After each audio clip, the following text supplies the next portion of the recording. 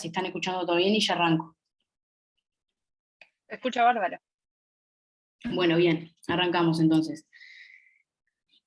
Para los que no me conocen, mi nombre es Laura Moreno, yo soy asistente de la Cátedra de Medicina Intensiva. Me tocó, o al menos fui asignada a dar este teórico de endocarditis infecciosa. Intenté resumirlo lo que se pudo en realidad, ¿tá? No es un teórico largo, ya les voy contando eso. La idea es que de este teórico ustedes se lleven cosas grandes, ¿tá? Después la letra chiquita se puede ir a leer siempre, ¿tá? Pero hay cosas importantes de esta patología que la tenemos que tener presente, ¿tá? Bien, esto es un poco la hoja de ruta, cómo vamos a abordar el tema, cómo lo vamos a encarar. Encarando desde el vamos la importancia del tema, por qué esta patología, digamos, es importante. Es una patología que sigue teniendo una alta morbimortalidad, ¿tá? Estamos hablando de la endocarditis infecciosa. Si bien tuvo ciertos cambios, sobre todo a nivel epidemiológico en las últimas 2 décadas, sigue teniendo, como les decía, una alta morbimortalidad, con una mortalidad estimada de los 30 días de 20%, incluso hay series que estiman hasta un 30%. Como ustedes ya saben, es una patología que tiene es un desafío diagnóstico, tiene una clínica muy variable, muchas veces es silente, no es tan claro. Lógicamente nosotros lo tenemos como premisa que la fiebre y fenómenos embólicos es igual a ir a buscar la endocarditis, pero no siempre la vamos a tener y no siempre se va a presentar de esa manera, ¿tá? Producto de lo cual se ha hecho una sumatoria de criterios a la hora de poder llevarlo a un diagnóstico a esta enfermedad, ¿tá? Cuando yo le hablaba de cambios epidemiológicos en la última década, hablamos de que hay un cambio en el perfil, sobre todo el grupo etario al que afecta, y fundamentalmente el predominio de ciertos microorganismos, ¿tá? ¿Por qué es esto? Porque hubo un aumento, lógicamente, de la longevidad, ¿tá? Se da a edades más avanzadas, se estima que, según los distintos estudios, más del 50% de la afectación de esta patología se da en mayores de 50 años, ¿tá? Tenemos factores predisponentes que nos pueden condicionar el desarrollo de esta enfermedad, como es el uso de drogas intravenosas. Ustedes bien saben que esa epidemiología es mucho más frecuente en lo que es el hemisferio norte, ¿está? Lo que es básicamente Estados Unidos, Europa, ¿está? No quiere decir que acá no exista el uso de drogas intravenosas, pero lógicamente es mucho menos frecuente. Las válvulas protésicas, ¿tá? La sustitución valvular es algo que más frecuentemente se viene dando en el último tiempo, y lógicamente esto es un factor de riesgo para el desarrollo de esta enfermedad. Con el aumento de longevidad también viene de la mano las enfermedades degenerativas, cambio como factor de riesgo tenemos el prolapso de la válvula mitral. Todo esto en detrimento de lo que es la disminución de la cardiopatía reumática, que años atrás era mucho más frecuente, ¿tá? Y lo que le decía anteriormente, el aumento en lo que es la frecuencia y la incidencia del Staphylococcus aureus, ¿tá? Que es un microorganismo que se va a comportar de manera mucho más agresiva respecto a otros, ¿tá? A tener en cuenta, lo vamos a ver más adelante, pero el aureus hay que pensarlo independientemente del paciente en el que asienta, independientemente del tipo de válvula en el que asienta, ¿tá? Porque es un microorganismo que ha aumentado su frecuencia en todas las subpoblaciones.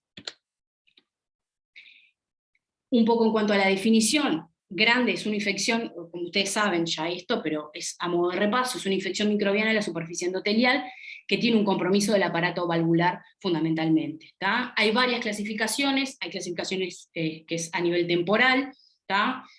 Están las endocarditis a válvula nativa, izquierdas, que se subdividen, repito, por una clasificación temporal en aguda, subaguda, crónica, hablamos de aguda cuando es menor a un mes de presentación de la enfermedad, subaguda menor a 6 meses y crónica mayor a 6 meses. Después las distintas clasificaciones, fundamentalmente nos interesa por el microorganismo que puede estar implicado, ¿tá? En las endocarditis a válvula protésica la podemos y la vamos a dividir en lo que es la válvula protésica tardía, ¿tá? Que es mayor al año una vez hecha la sustitución valvular, o realizada la sustitución valvular, y la endocarditis a válvula precoz, que es menor al año, o sea, está dentro del primer año de realizada la sustitución valvular. Tenemos además las endocarditis derechas y las endocarditis asociadas a dispositivos intracardíacos, como vamos a ver más adelante. Esto es cardiodefibriladores implantables y los marcapasos definitivos. En cuanto a los factores y condiciones que pueden predisponer a esta enfermedad, lo podemos subdividir en dos grandes categorías: los factores o condiciones predisponentes cardíacos y no cardíacos. Dentro de los cardíacos vamos a tener las enfermedades congénitas, dentro de ellas el defecto ventricular septal, la válvula aórtica bicúspide. Tenemos además a las enfermedades valvulares adquiridas, las que son las generativas, la estenosis aórtica y la cardiopatía reumática. Y respecto a los factores o condiciones predisponentes no cardíacos, vamos a tener focos sépticos dentarios, el uso de drogas intravenosas, pacientes en hemodiálisis, lógicamente lo que es el terreno del inmunocompromiso, pacientes diabéticos con enfermedades neoplásicas y pacientes portadores de dispositivos intravasculares. En cuanto a la población de riesgo, estos dos grandes grupos de alto riesgo y riesgo intermedio básicamente se han hecho con el objetivo de evaluar a quiénes se van a beneficiar de una profilaxis antibiótica ante ciertos procedimientos invasivos. ¿Tá? Previo al 2002 era muy usual que, sobre todo en los que eran procedimientos odontológicos, ¿tá? Que era usual la antibioticoterapia profiláctica para todos los pacientes. Luego se vio que, con el advenimiento además de la multiresistencia antibiótica, que además de que no se vio un claro vínculo entre los pacientes que recibían profilaxis o no recibían profilaxis, el desarrollo de bacteriemias, o el desarrollo de endocarditis, más que nada, porque ya está demostrado que estos procedimientos generan bacteriemias, pero no había una causa-consecuencia clara. Por todo lo cual, a partir del 2008 en realidad, es que se viene restringiendo el uso, y fundamentalmente la población de alto riesgo es la que se va a beneficiar, o la que tiene indicación de sí hacer profilaxis antibiótica ante estos procedimientos invasivos. Fundamentalmente a nivel de lo que es procedimientos odontológicos u bucomaxilo. Entonces, dentro del grupo de alto riesgo vamos a tener a los portadores de válvulas protésicas o material protésico, a pacientes que hayan tenido endocarditis infecciosas previas, y a la cardiopatía congénita, sobre todo cianótica, o pacientes con cardiopatía congénita que ya hayan tenido alguna cirugía o alguna colocación de material protésico. Dentro del riesgo intermedio van a entrar los pacientes con enfermedades valvulares o enfermedad de válvula nativa. ¿Tá? Esto lo vamos a ver más adelante en la profilaxis, que estos subgrupos básicamente son para justamente dividirlos entre cuáles sí van a recibir profilaxis antibiótica y cuáles no. En cuanto a, bueno, esto es un poco, ya lo hablamos, es una enfermedad es un desafío diagnóstico, que tiene una clínica muy variable, ¿tá? Que es lógicamente como toda patología, pero hay que tener una alta sospecha clínica. Si nosotros no la sospechamos, no la vamos a ir a buscar, y si no la buscamos, lógicamente no la vamos a encontrar. Una vez que nosotros diagnostiquemos esta enfermedad, hay que tener una adecuada derivación, un centro especializado. ¿Por qué esto? Porque es una patología que se va a beneficiar y que su pronóstico va a cambiar en función de si tiene un abordaje multidisciplinario. ¿Tá? Cuando decimos abordaje multidisciplinario, hablamos obviamente desde la medicina intensiva o desde la medicina interna, incluso, porque no todos los pacientes con endocarditis van a requerir de un CTI, pero bueno, desde la medicina intensiva, ni que hablar de la infectología, ¿tá? Eventualmente cirujanos cardíacos, cardiólogos incluso, y bueno, neurología, neurocirugía, en caso de que nosotros requeramos de neurocirugía o paciente con alguna complicación embólica, que vamos a ver más adelante, y lógicamente imagenólogos. ¿Tá? Como ven, es una amplia gama de especialistas que van a abordar esta enfermedad. En cuanto al diagnóstico, ustedes también ya saben un poco de esto. Básicamente voy a estar hablando de los criterios de Duke, en este caso van a ser los criterios de Duke modificados, ¿tá? Esto está en las guías de la Sociedad Europea 2015, que la de 2015 tuvo un cambio respecto a 2009 en cuanto a lo que es criterios diagnósticos, sobre todo amplió un poco el abanico en cuanto a el diagnóstico imagenológico. No ha habido mucho cambio respecto al 2015 realmente en cuanto a lo que es los criterios diagnósticos, ¿tá? Y el tratamiento fundamentalmente. Entonces, como criterio mayor vamos a tener fundamentalmente los hemocultivos y los estudios de imágenes. Abriendo el capítulo de hemocultivos, están estas tres premisas para poder considerarlas un criterio mayor en cuanto a los hemocultivos. Vamos a tener que obtener hemocultivos para microorganismos típicos, lo vamos a ver más adelante, en 2 hemocultivos separados para Streptococcus viridans, Streptococcus bovis, grupos HASEC, Staphylo aureus o enterococos, en ausencia de un foco primario. Eso como un primer criterio mayor. Otros microorganismos pueden ser en hemocultivos persistentemente positivos, al menos 2 hemocultivos con un intervalo mayor a 12 horas, o 3 de 4 hemocultivos separados al menos 1 hora entre la primera y última muestra. También como criterio mayor se puede considerar un único hemocultivo positivo para Coxiella burnetii o un título de anticuerpos de IgG de fase 1 mayor a 1 en 800. En cuanto a, acá abriendo un paréntesis en cuanto a los hemocultivos, ¿tá? Seguimos dentro del criterio diagnóstico, pero abrir un paréntesis para hemocultivos. Saber que en la endocarditis infecciosa cerca del 90% de los hemocultivos van a ser positivos, y esto está marcado adrede en rojo porque es un punto importante. Siempre hay que obtener hemocultivos previo al inicio del tratamiento antibiótico. Independientemente de si es una enfermedad, el paciente está séptico, nosotros sabemos que en el paciente séptico se juega el inicio del tratamiento antibiótico en la primera hora, sobre todo en el shock séptico, ¿tá? Eso no tiene por qué retrasarnos si nosotros estamos todavía dentro de ese periodo, de ese margen, en sacar los hemocultivos rápidamente. Lógicamente, capaz que no podemos hacer esto que sigue más abajo, de las condiciones ideales en las que las tendríamos que hacer, que es, ahora lo vamos a ver bien, pero digo, podemos más allá de eso poder sacar 2 hemocultivos separados al menos, aunque sea de 5 minutos cada uno, antes del inicio del tratamiento antibiótico, porque como van a ver, el diagnóstico microbiológico dirigido va a ser fundamental.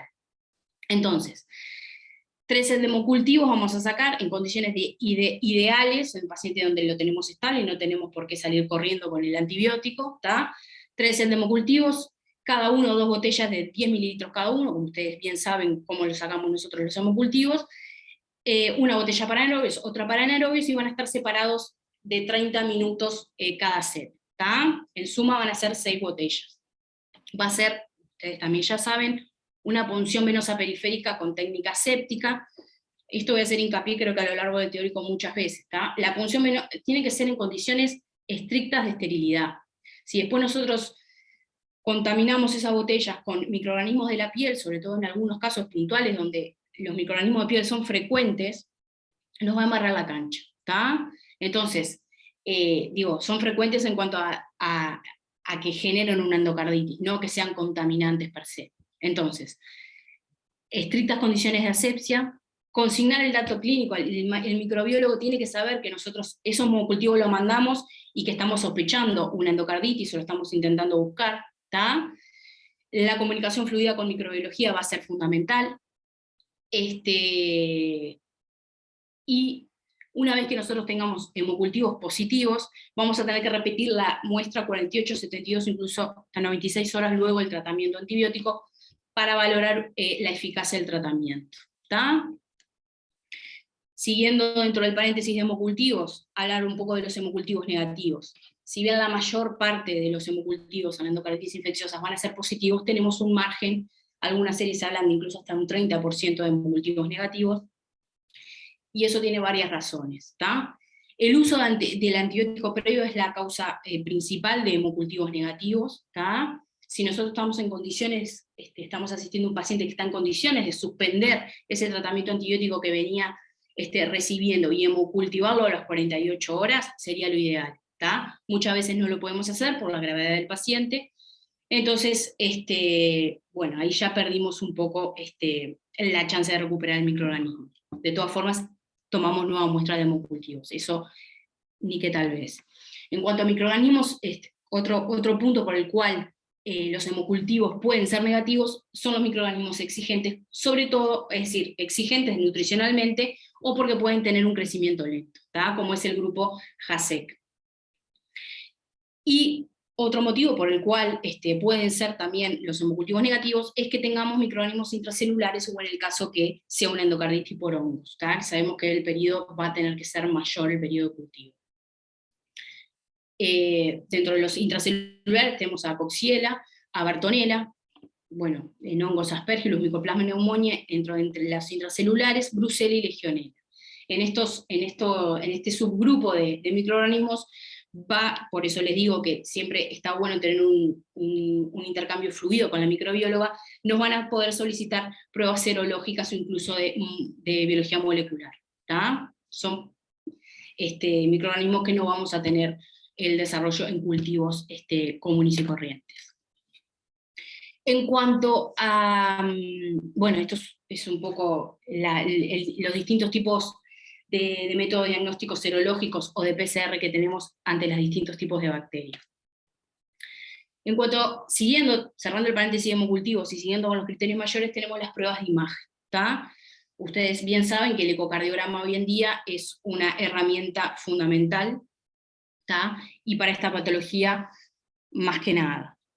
Un ecocardiograma positivo para endocarditis infecciosas, sean presencia de vegetaciones, abscesos, pseudoaneurisma, fístula intracardíaca, perforación valvular, aneurisma, dehiscencia parcial de una válvula protésica, todos ellos nos hablan de que hay una complicación y es un criterio mayor a la hora del diagnóstico de la endocarditis. ¿Tá?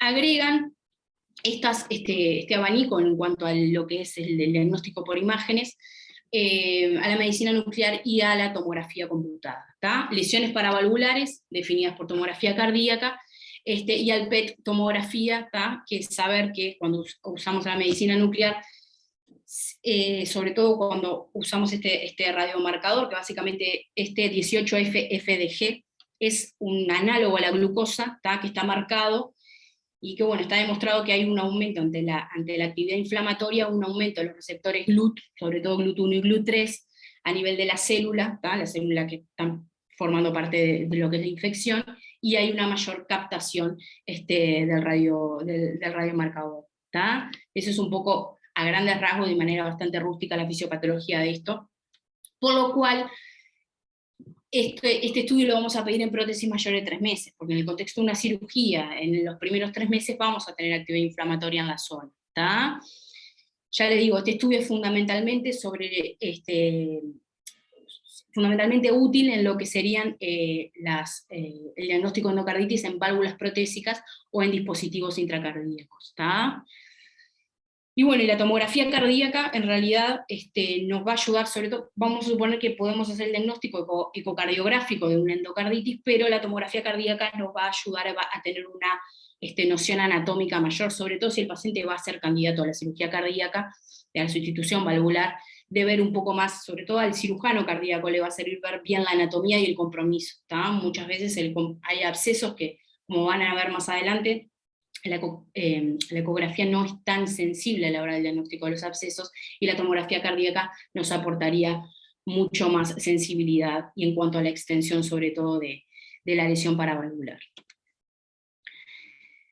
Un poco esto, hablando ya solamente del ecocardiograma, saber que tenemos dos modalidades que ustedes ya las conocen, es la ecocardiografía Doppler transtorácica y la transesofágica. ¿Tá? Es el estudio de elección, es el primer estudio de imagen que ante la sospecha de una endocarditis nosotros vamos a solicitar. Lógicamente saber de que la sensibilidad va a disminuir con el ETT respecto al ETE, ¿tá? Y sobre todo si estamos hablando de una válvula nativa o una válvula protésica. ¿Tá? Acá tienen las sensibilidades. El transtorácico para las válvulas nativas tiene una sensibilidad del 70%, y para las protésicas van a ver que esa sensibilidad baja al 50%.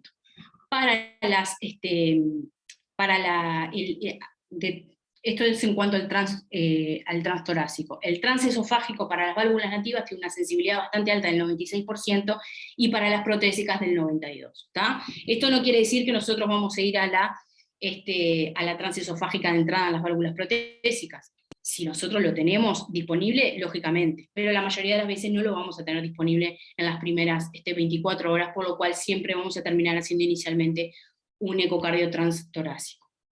Que dicho ya sea de paso, nosotros ante una alta sospecha de endocarditis, después vamos a ver todo el algoritmo diagnóstico, lo vamos a volver a repetir. Pero si nosotros hacemos un ETT en un paciente con una endocarditis, sea válvula nativa o válvula protésica, va a llevar un ecocardio transesofágico, independientemente que ya hicimos diagnóstico con el transtorácico, porque justamente tiene mayor sensibilidad y nos va a permitir valorar un poco mejor el aparato valvular, ni que hablar que después podemos continuar haciendo otros estudios complementarios, ¿tá? Pero sepan que estos dos van de la mano, incluso se habla ya del transesofágico 3D, que realmente desconozco si en nuestro medio existe, creo que no, capaz que sí, estoy hablando desde la más profunda ignorancia, pero sepan de que la ecografía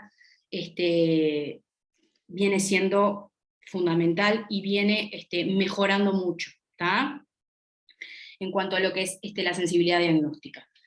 No obstante, chiquilines, van a ver que ciertas complicaciones van a ser incluso difíciles de pesquisar, sobre todo en las válvulas protésicas, con el transesofágico, y vamos a tener que ir a recurrir a otros estudios de imágenes. ¿Cuáles son esos otros estudios? La tomografía computada, la angio-TC, eventualmente, ¿tá? Y la resonancia magnética, que en este caso fundamentalmente sería como pesquisas de complicaciones. Como lo dice acá, extensión de la lesión, que eso ya lo hablamos un poco, la planificación de la cirugía eventualmente, y como valoración de las complicaciones. Ya hablamos un poquito de lo que es el PET-TC, que va a aumentar la sensibilidad diagnóstica, sobre todo en los pacientes con válvula protésica, que no tenemos un ecocardio que sea muy concluyente, ¿tá? O pacientes portadores de dispositivos intracardíacos. Esto es un poco una imagen como para que vean de qué se trata este estudio, que es el PET tomografía. En este paciente justamente es una endocarditis de la válvula aórtica, que se ve bien cómo capta a nivel de la válvula aórtica el radiotrazador. Bueno, disculpen un poco.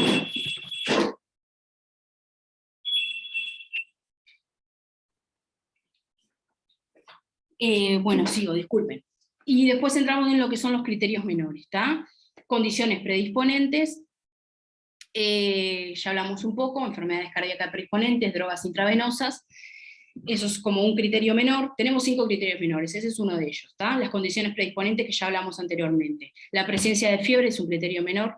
Fenómenos vasculares, ¿tá? Incluidos, lo que agrega la nueva clasificación es incluidos los que solo se detectan por imagen, ¿tá? Supongamos que el paciente tiene una tomografía y tiene embolias a nivel del vaso, ¿tá? Ahí ya tenemos fenómenos embólicos que fueron silentes, y que eso ya formaría parte de un criterio menor, ¿tá? Émbolos arteriales mayores, infarto pulmonar sépticos, aneurisma infeccioso, el aneurisma micótico, después más adelante vamos a hablar de esto, hemorragia intracraneal, hemorragias conjuntivales, lesiones de Janeway. Después vamos a tener, ese es el tercer criterio menor, y el cuarto criterio menor van a ser los fenómenos inmunitarios, ¿tá? Glomerulonefritis, nódulos de Osler, manchas de Roth, factor reumatoide. Después, como quinto y último criterio menor, vamos a tener hemocultivos que no cumplen con los criterios anteriores de hemocultivos, ¿tá? Con los criterios mayores, pero que son positivos para microorganismos que pueda explicar una endocarditis, o evidencia serológica de infección activa por un microorganismo compatible. Esto es un poco, nada, el fondo de ojo con las manchas de Roth a la izquierda, ¿tá? Son esas bien lesiones hemorrágicas con ese centro pálido. Arriba a la derecha ven los nódulos de Osler, que básicamente son nódulos dolorosos, eritematosos en los dedos, y bueno, las lesiones de Janeway, que son esas tipo manchas hemorrágicas petequiales. Habiendo hecho la valoración de la clasificación clínica imagenológica, luego de aplicar los criterios de Duke modificados, y estamos en una endocarditis infecciosa definitiva, o una endocarditis infecciosa posible o descartada, ¿tá? Pero con alto grado de sospecha, es decir, sigue la sospecha, pese a que le hemos hecho el estudio ecográfico y no es concluyente, y después la endocarditis que es descartada. Este grupo intermedio, digamos, de la endocarditis posible o descartada, pero que no queda claro, es el que se va a beneficiar de seguir repitiendo de vuelta el algoritmo y de aplicar los estudios de imagen complementarios, ¿tá? Cuando hablamos de una válvula nativa, que estamos dentro de este subgrupo, vamos a repetir nuevamente la ecocardiografía, ETT, ETE, vamos a realizar nuevos hemocultivos, siempre exploraremos complicaciones embólicas, acá ampliamos con los estudios de imagen, ¿tá? y eventualmente tomografía cardíaca. Lo mismo para la válvula protésica. Acá vamos a hacer lo mismo, solo que vamos a hacer hincapié en lo que es la medicina nuclear y en los estudios con radiomarcadores. ¿Está? Luego de aplicado todo este algoritmo, ahí vamos a poder definir si es una endocarditis definitiva, si es una endocarditis posible o está descartada. ¿Está? Y es un poco lo que está acá. Tenemos estas 3 subclasificaciones. Para nosotros decir que estamos ante una endocarditis, vamos a tener criterios patológicos, ¿tá? Anatomía patológica, y criterios clínicos, que fueron los que ya venimos viendo. ¿tá? Hacemos diagnóstico con 2 criterios mayores, o un criterio mayor y 3 criterios menores, perdón, o 5 criterios menores. Hablamos de endocarditis posible cuando hay un criterio mayor, y un criterio menor, o 3 criterios menores, y bueno, y lo que no entra dentro de estas clasificaciones es una endocarditis que está descartada. Hablando un poco del tratamiento de la endocarditis. El tratamiento va a ser médico, el tratamiento antibiótico, y eventualmente puede ser quirúrgico. ¿Tá? El tratamiento antibiótico va a ser inicialmente empírico, excepto que nosotros ya recibamos el microorganismo esté identificado, y ahí va a ser un tratamiento dirigido, y es lo que sería lo ideal, ¿tá? Pero si nosotros estamos abordando a un diagnóstico reciente de endocarditis, que todavía recién estamos a la espera de los hemocultivos, vamos a tener que hacer un tratamiento antibiótico empírico a la espera del resultado microbiológico. Para eso vamos a dividir en 2 grandes subgrupos a la hora de pensar en el tratamiento antibiótico empírico. La endocarditis a válvula nativa, ¿tá? Junto con la protésica tardía, porque estarían implicados en el mismo tipo de microorganismo, y la endocarditis a válvula protésica precoz, que también la subrupamos con la asociada a los cuidados de salud, porque también vamos a pensar en otro perfil de resistencia, y otros gérmenes con otro perfil de resistencia que tenemos que tratar. De manera empírica después se ajustará. Entonces, vamos a utilizar antibióticos que sean bactericidas, al menos uno de ellos. Van a ver que no se trata con un antibiótico solo, es combinación de varios antibióticos, ¿tá? Entre ellos tienen que tener sinergia.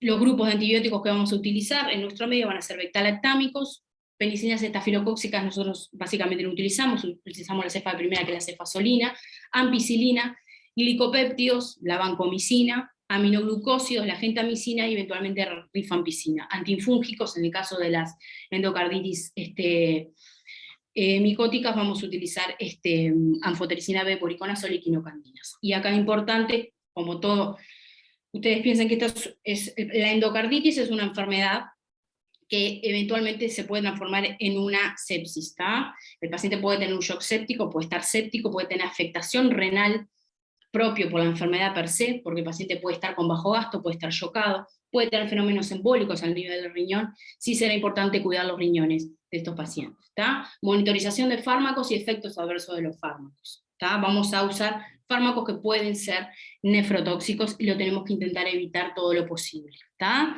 Sobre todo la monitorización estrecha. Los fármacos, si lo tenemos que usar, lo vamos a usar. No estoy diciendo que no usemos los fármacos, pero sí monitorización de fármacos, ¿tá? Estar dentro del rango que tenemos que estar, y los efectos adversos de los mismos, ¿tá? Van a ver que la enfermedad, la injuria renal en estos pacientes va a ser frecuente, ¿tá? Si nosotros podemos evitar la nefrotoxicidad por fármacos, mejor aún. En cuanto a la endocarditis a válvula nativa y la precoz tardía, ahora sí hablar un poco del plan empírico. Los dividimos en 2 subgrupos. El primer subgrupo, válvula nativa y válvula protésica tardía, es decir, válvula protésica después del año de hecha la sustitución valvular. En 3 grandes grupos vamos a tener que pensar a la hora de pensar en qué antibiótico empírico utilizar. Tenemos que cubrir estafilococos, tenemos que cubrir estreptococos, y tenemos que cubrir enterococos principalmente, ¿tá? El plan empírico en nuestro medio sería la ampicilina más cefazolina más gentamicina a dosis única, ¿tá? La gentamicina hasta 2 semanas, después vamos a ver las particularidades según el microorganismo. Ya desde el 2015 en las guías ya está pautado que en la endocarditis a válvula nativa a Staphylo aureus no se recomienda asociar gentamicina, ¿tá?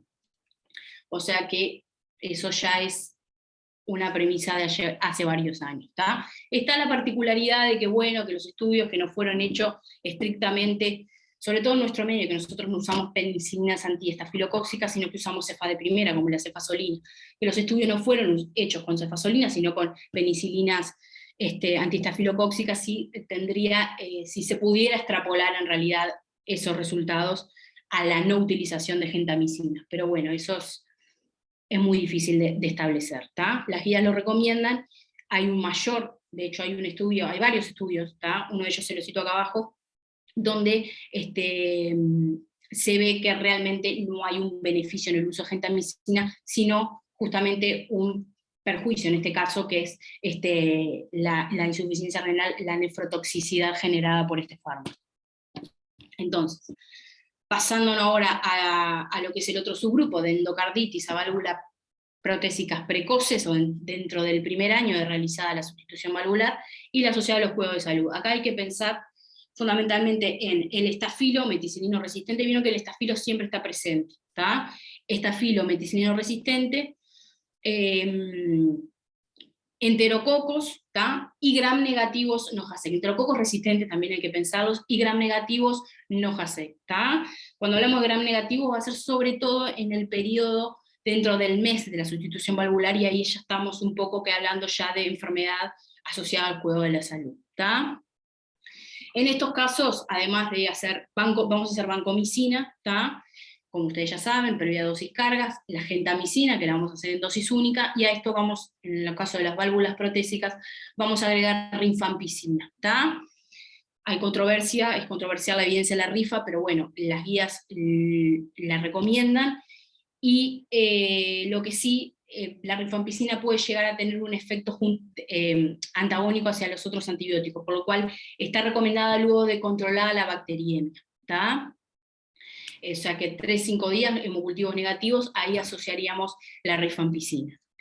Y acá, en el caso de la endocarditis asociada a los cuidados de salud, tener en cuenta los factores de riesgo y la multiresistencia en función de la ecología de cada lugar. Un poco hablando de las complicaciones de la endocarditis, básicamente vamos a tener la insuficiencia cardíaca o la falla cardíaca producto de la insuficiencia valvular severa, ¿tá?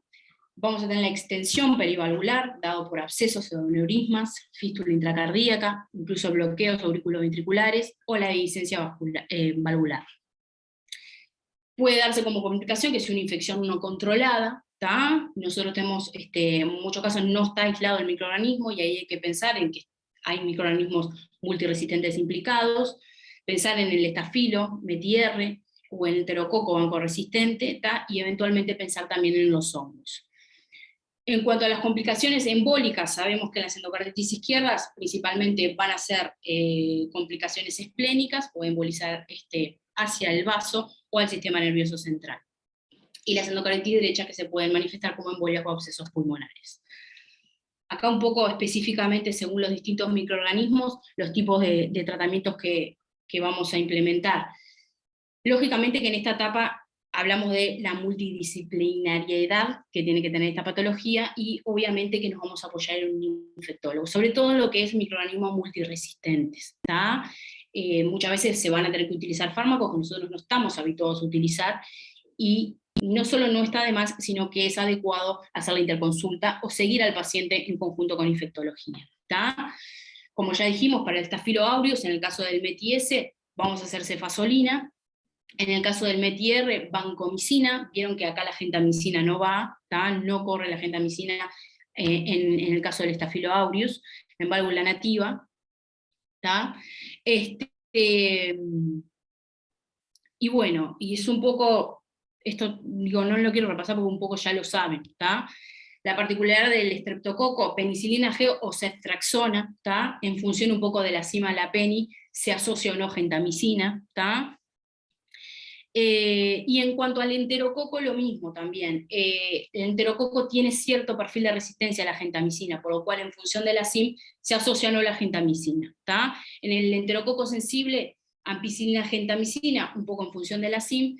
En el resistente, banco, magenta va siempre, pero en el sensible puede, en el caso de que exista una resistencia o una CIM elevada a la gentamicina, podría utilizarse ampicilina, ceftriaxona, es lo que estaría pautado en las guías, ¿tá? Ojo con eso, lo que aclara es que tiene mayor presión de selección esta combinación, pero bueno, es algo que vamos a ir monitorizando. En cuanto a los hongos, cándida, están indicadas las equinocandinas, ¿tá? Y en el caso de Aspergillus boriconazol, que se puede asociar o no a Anfobe o a equinocandinas, ¿tá? Complicaciones, entrando un poco en lo que es las embolias, ¿tá? Las embolias, lo más frecuente, vamos a tener dentro de las embolias complicaciones neurológicas, esplénicas, aneurismas micóticos, ¿tá? Y bueno, después, como todo, como siempre, la insuficiencia renal aguda es multifactorial, que la vamos a abordar ahora en un ratito. Saber que las complicaciones neurológicas se llevan del 20 al 40% en la endocarditis.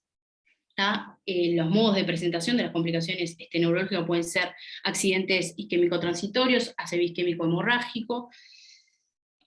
Las complicaciones neurológicas per se tienen indicación de ir a la cirugía, para prevenir justamente los fenómenos embólicos, excepto en el ACV hemorrágico, donde esto también se va a poner a medida de cada paciente, pero según las guías hay que diferir un mes el tratamiento quirúrgico.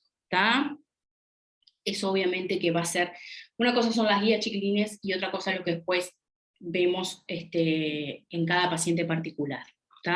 Complicaciones esplénicas, infartos, abscesos, que son menos frecuentes, la realidad que lo más común son los infartos esplénicos, no tanto los abscesos, pero sepan de que puede abscedarse el vaso. En cuanto a los aneurismas micóticos, lo más frecuente también, cuando hablamos de aneurismas micóticos hablamos de aneurismas infecciosos, son aneurismas que se forman por la propia infección, no son aneurismas saculares, son aneurismas que se forman por la propia infección.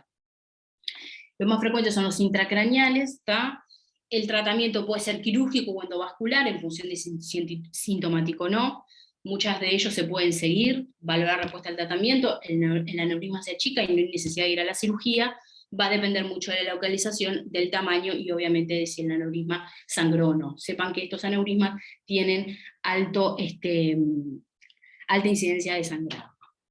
Una vez que tienen alta incidencia de sangrado. Y bueno, la insuficiencia renal, lo que decía, es multifactorial, puede estar dada por la propia embolia séptica, por infarto renal, glomerulonefritis, que puede ser vasculítica, por inmunocomplejos, y obviamente lo que hablamos anteriormente, la nefrotoxicidad, por los antibióticos, y la nefrotoxicidad también por el contraste. Recuerden que estos van a ser pacientes que eventualmente van a ser candidatos a estudios de imágenes que van a recibir contraste intravenoso.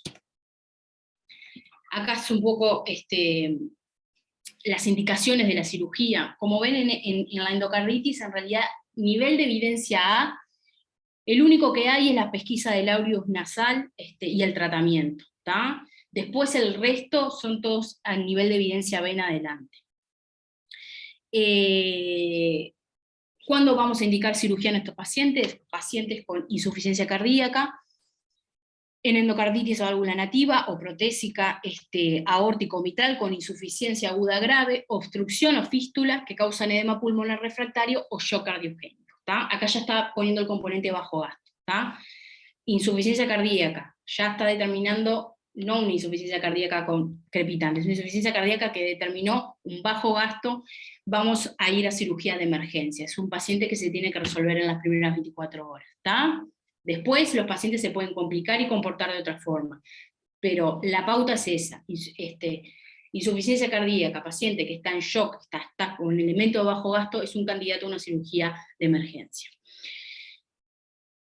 Ya cuando tenemos una falla cardíaca que tiene síntomas de insuficiencia cardíaca, con signos, puede tener ecocardiográficos de mala tolerancia hemodinámica, pero todavía el paciente no tiene elementos de bajo gasto, eso es una cirugía que se puede posponer un poco más, digamos, entre las primeras 24 y 48 horas, habría que planificar, hablar con los cirujanos cardíacos, un paciente que sería candidato a la sustitución valvular a la brevedad. Cuando la infección es no controlada también, ¿por qué puede ser la infección no controlada? Infección localmente incontrolada, abscesos o aneurismas, fístula, vegetación grande, infección causada por hongos o microorganismos multiresistentes, muchas veces en función del microorganismo se va a la cirugía porque son microorganismos que son muy agresivos. Es muy rara, por ejemplo, en el caso de los hongos, que cursen o que se traten solamente con tratamiento antifúngico. Habitualmente van a ir a la sustitución valvular. Hemocultivos persistentemente positivos, pese al adecuado tratamiento antibiótico, al control de focos metastásicos sépticos. Seguimos dentro de infección incontrolada, una endocarditis a válvula protésica causada por estafilococos o por bacterias gram negativas NOJC. ¿Tá? Y la prevención de embolias es otro ítem por el cual, vieron que ya el nivel de evidencia en algunos es dudoso, pero bueno, no dudoso, pero no es un alto nivel de evidencia, ninguno es un nivel de evidencia A. ¿Tá? En cuanto a la prevención de embolias, vegetaciones persistentes mayor a 10 milímetros después de uno o más episodios embólicos, previa al tratamiento antibiótico adecuado. En cuanto a, bueno, un poco más de lo mismo, vegetaciones más de 10 milímetros, o sea, estenosis valvular grave o insuficiencia y riesgo pedatorio bajo, ni que hablar cuando son muy grandes, mayor de 3 centímetros, ¿tá?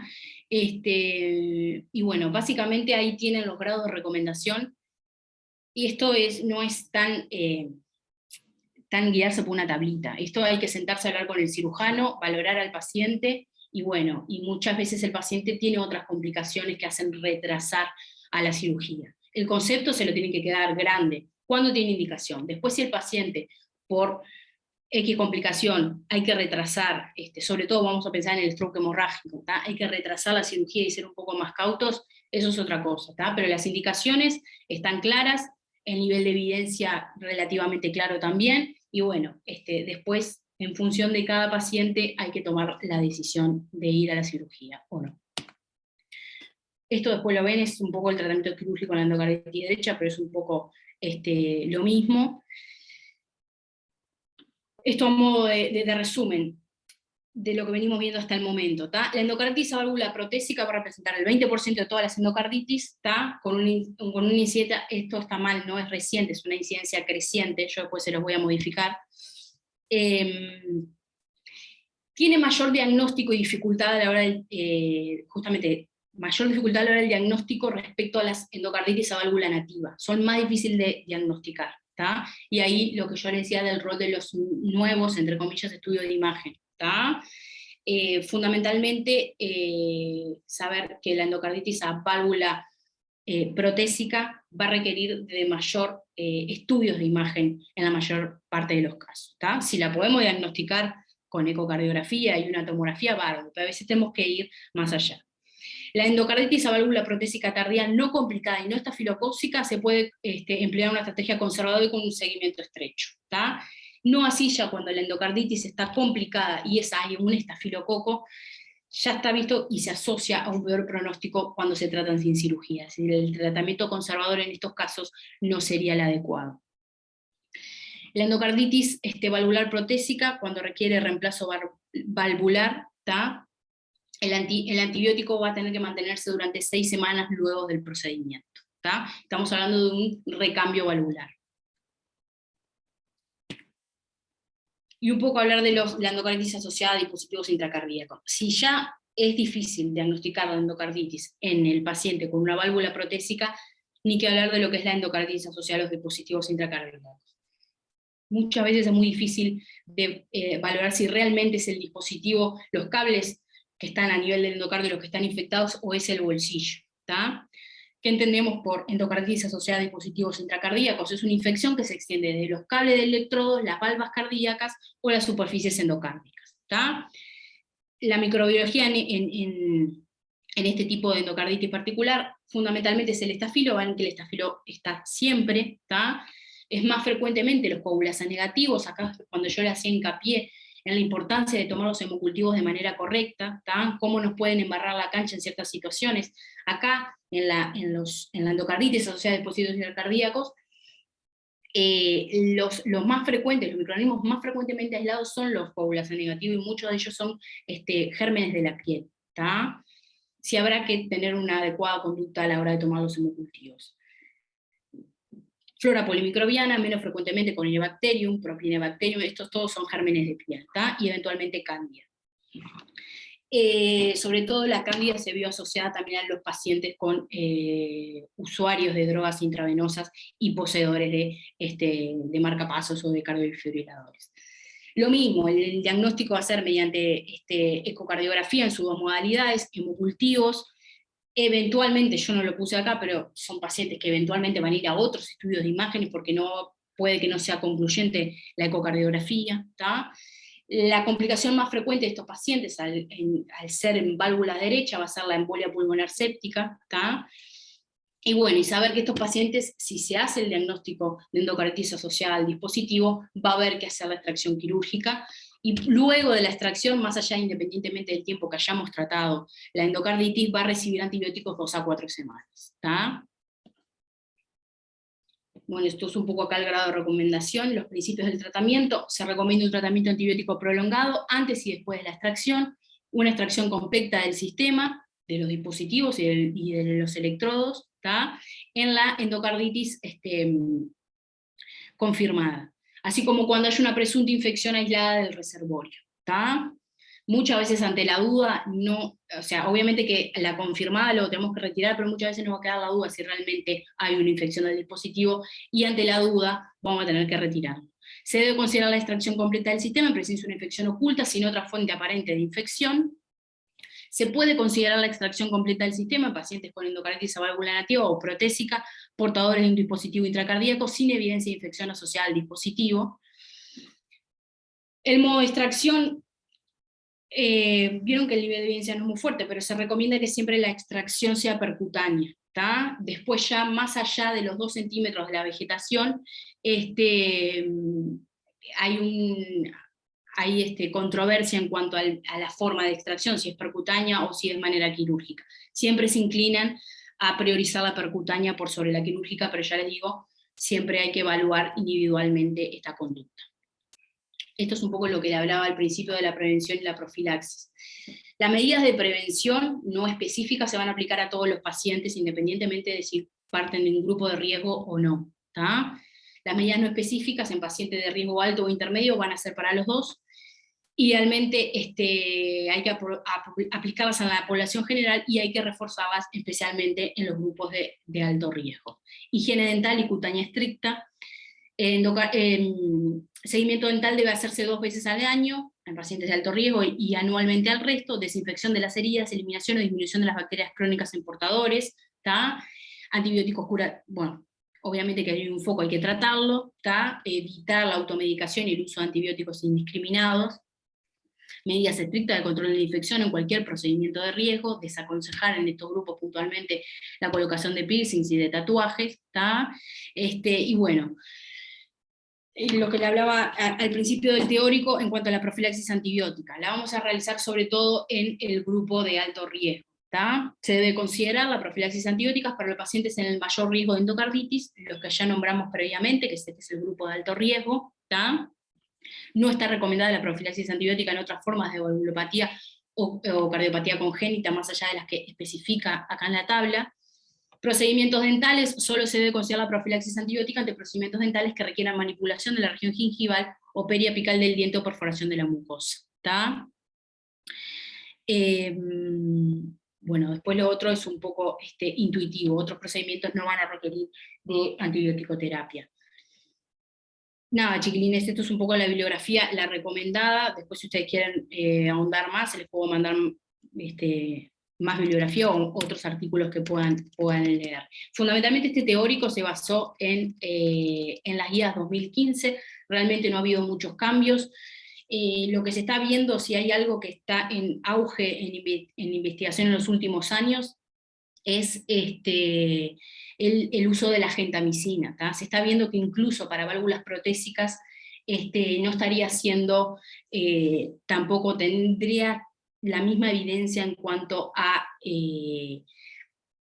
que no aporta un beneficio y en detrimento de la injuria renal que genera, ¿tá? Pero esos son estudios menores, estudios chicos, que todavía obviamente no se puede aconsejar, pero probablemente en los próximos años ya el uso de la gentamicina quede relegado para situaciones puntuales, ¿tá? Esto sería todo, no sé si tienen alguna pregunta.